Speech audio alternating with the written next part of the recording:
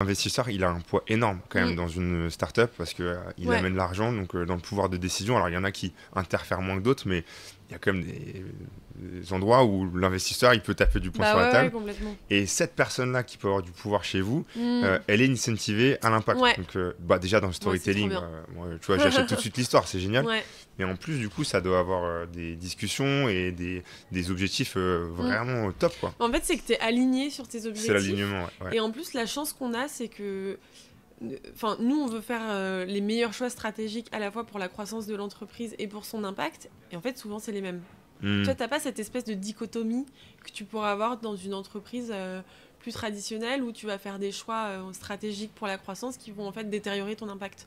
Nous, les deux, ils vont ensemble. C'est ça qui est trop bien. Est-ce qu'on peut vraiment faire de l'impact dans un monde capitaliste ? C'est un jeu d'équilibriste.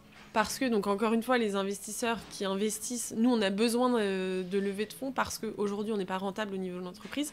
Et c'est vraiment un business de volume, au même titre que la grande distribution. Donc, on a besoin d'investisseurs et eux, les investisseurs, ils ont besoin d'avoir des retours sur leurs investissements. Nous, la chance qu'on a, comme je disais, c'est qu'en gros, plus on a de croissance, plus on a un impact positif.